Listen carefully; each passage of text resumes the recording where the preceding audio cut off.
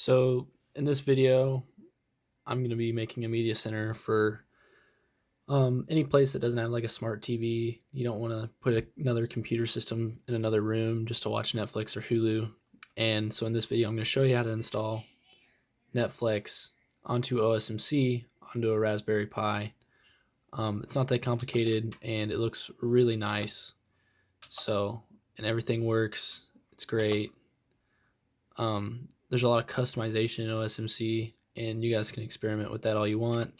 I'm just showing you how to set it up and get it going. It's a fun time, so here we go.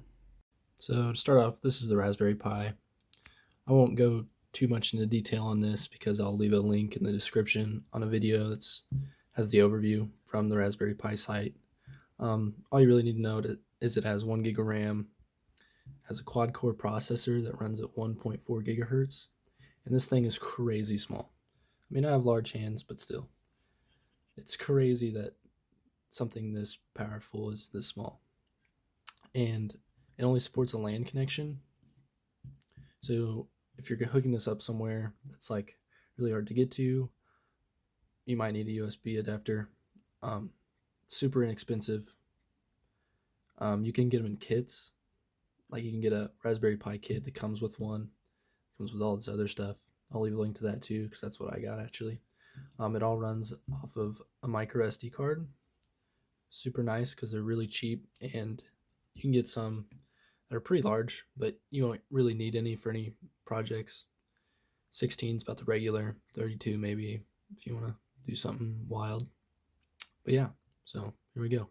Go to osmc.tv. You can just type in OSMC and it'll be the first link, and then go to the download page. So under download, you're going to want to click on Raspberry Pi, and then so if you click the Windows, or if you're on Mac, the OS X, it's going to give you an executable file, which will do everything for you, and that's great and all, but it doesn't work 100% of the time, I found out, because I tried doing this on 2 different computers and it doesn't support Linux. So if you're on Linux, I recommend using the disk image, which is not as simple, but usually works a lot more than the executable file. So you're going to go to Raspberry Pi 2/3/3 Plus, and then just download the newest one. And so then once that's done downloading, you need to have something that can write that image to your USB or SD card. I use Etcher. I can select an image and then I just open that and then select target. So I don't have an SD card in there now because I already have the image on there.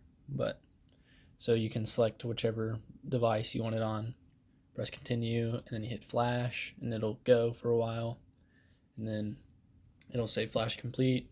Take the SD card out, throw it into the Pi. So once it's done formatting and doing all that, it's gonna flash what is like the home screen for SNC, but don't mess with it right then. Give it a minute, and then it'll pull up your language and stuff. And since it's the first boot, it is kind of slow, so be aware of that. It is rather loud.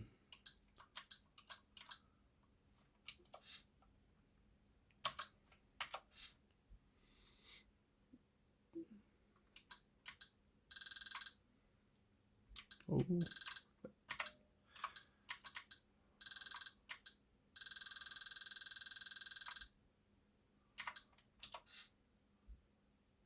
So I leave the name as OSMC, but you guys will probably need to change it because I will be doing the rest of this video through SSH and PuTTY. Oh, want that enabled. And so the way you know things are enabled in this, super weird and not a great design. This box is really white, whereas when it's disabled, it's just grayed out. I hate that. But accept. And then just gonna go through this, continue. And so here's the classic Kodi. Doesn't look as neat as the OSMC. I prefer the OSMC, so that's what I'm gonna be using. And then this is just if you want to receive their newsletter. I don't, so then you're good. So I'm going to show you guys all the stuff for SSH and PuTTY, and that's how I'll continue the video. So I have SSH pulled up here, and host name for me is still OSMC. You guys can change it to whatever you want to. It's more secure if you change the name. The default username and password is OSMC also until you change it.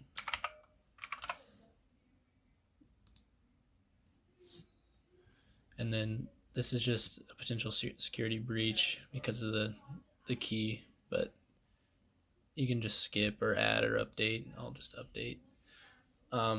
So here is everything that's like been put onto OSMC by you or whatever's already on there. So as you can see, I don't have any movies, music, pictures, or TV shows uploaded. So what I'm actually going to do is open a PuTTY session so you can kind of see what's also going on here. All right, so once we get into PuTTY and you can see the terminal, go ahead and update your Pi.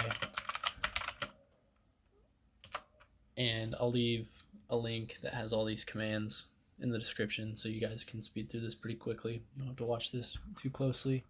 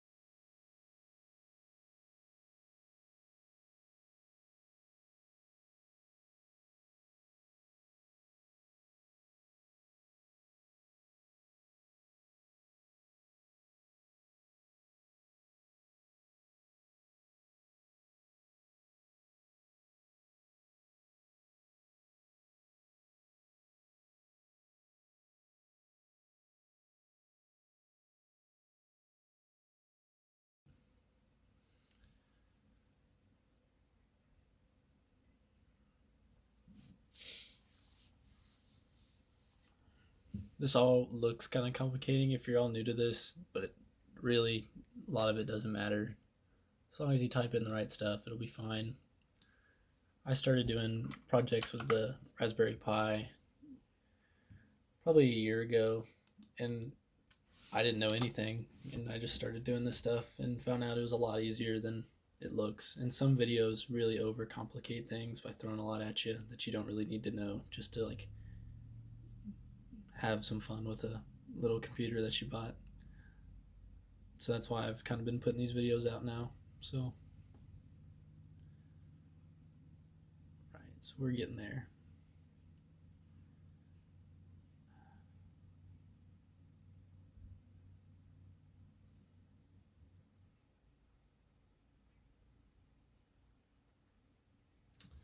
All right, so now the last thing we're going to do in PuTTY, or the terminal, I guess, is actually install the GitHub repository for Netflix. And then after this is all installed, we're going to go back over to the Pi, plug it back into the TV or monitor, and I'll show you how to access that repository and add it to Kodi or OSMC. All right, so on to the next part. All right, so to finish this up, you want to go down to Settings, go to System, Add-ons, and make sure Unknown Sources is enabled. It comes disabled, so just make sure you turn that on. Then go back, go to Add-on Browser, go to Install from Zip File, and then Home folder, and you should find yours here. You just press OK. I already have mine installed. So now we're going to go back. go to install from repository after installing from zip file. Find the same one, install it. I already have mine installed. So now I'm going to go back to the main menu and go up to video. Go to video add-ons, and now I have Netflix. So it's going to look a little different than Netflix, and it's going to ask you to sign in and all that. So go to watch an episode. For the first time, it's going to ask you to install some software. I believe it's called Wide View or Wine View or something like that. So yeah, and then that'll take about 5 minutes to install, and then you can watch Netflix. So, and it's not too different than any other browsing system, I guess. It's not hard to understand. It is different than Netflix though. But there's a lot of stuff you can do with OSMC. You can customize the color of things, like your background and all that. And I'll let you guys go ahead and go figure that out. It's not hard. It's just all in your system settings and preferences and all that.